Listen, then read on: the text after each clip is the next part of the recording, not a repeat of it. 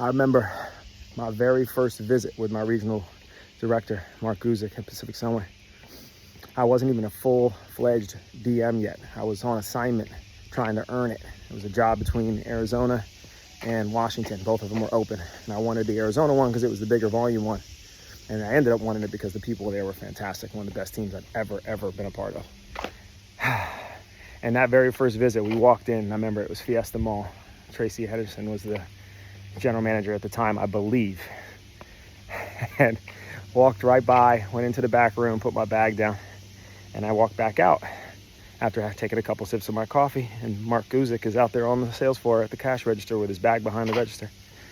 And he didn't yell at me. He talked firmly with me and made sure that I understood that what I just did was setting a bad example.